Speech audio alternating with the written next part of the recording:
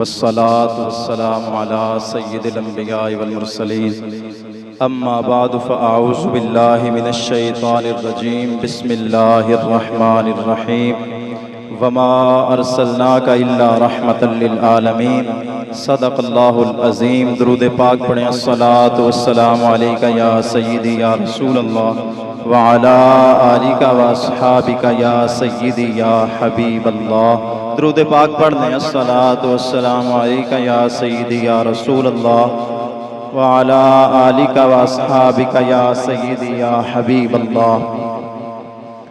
قرآن کریم کے اندر اللہ رب العالمین نے ارشاد فرمایا وما ارسلناک الا رحمتا للعالمین، محبوب ہم نے آپ کو تمام جہانوں کے لیے رحمت بنا کے بھیجا۔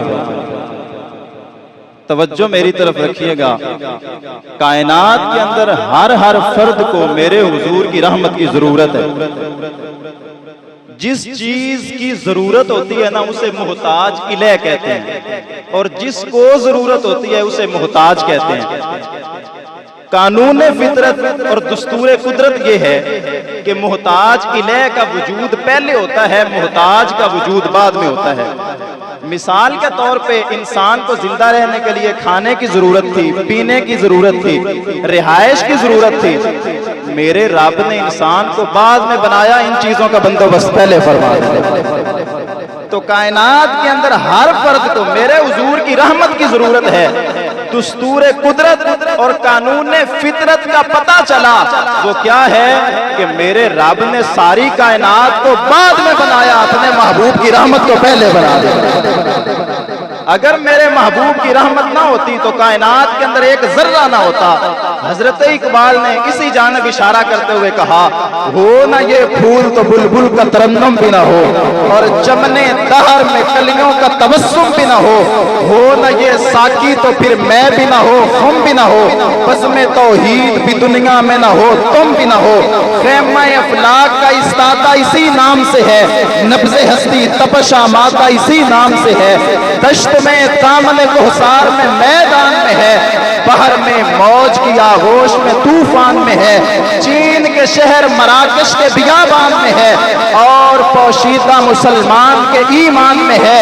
چشم افلاک یہ نظارہ ابد تک دیکھے، رفعت شان و رفعنا لک ذکرک۔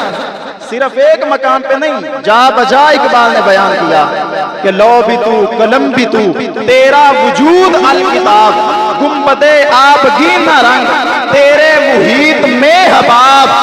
اور اقبال کہتے ہیں کہ حضور آپ کے آنے سے کیا ہوا؟ جب آپ نہیں آئے تھے تو اس وقت کیا تھا، اور جب آپ جلوہ گر ہو گئے تو پھر کیا ہوا؟ عالم آب و خاک میں تیرے ظہور سے فروغ، ذرہ ریگ کو دیا تو نے طلوع آفتاب۔ اقبال کہتے ہیں یہ سارا جہان اندھیرا تھا، ہر طرف ریت ہی ریت تھی، میرے محبوب جب آپ نے دھرتی پہ قدم رکھا ہے تو ہر طرف اجالا ہی اجالا ہو گیا۔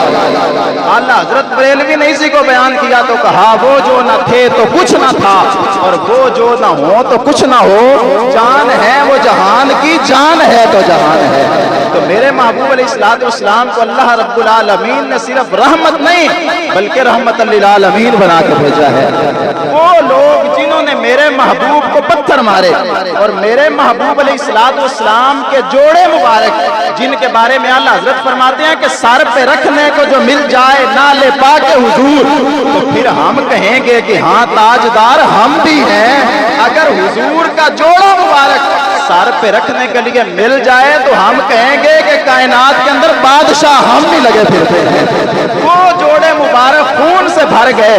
نبی پاک علیہ السلام کی بارگاہ میں عرض کیا گیا حضور ادعو علی المشرکین، مشرکین کے خلاف دعائے جلال فرمائیں، بد دعا دیں ان کو۔ تو میرے محبوب علیہ السلام نے فرمایا واللہ انی لم ابعث لعانا وانما بعثت رحمہ۔ فرمایا اللہ کی عزت کی قسم ہے میں زحمت بن کے نہیں آیا، میرے رب نے تو رحمتوں کا تاج میرے سر پہ سجا کے دے دیا۔ وہ نبیوں میں رحمت لقب پانے والا، مرادیں غریبوں کی پر لانے والا، وہ اپنے پرائے کا غم کھانے والا، مصیبت میں غیروں کے کام آنے والا۔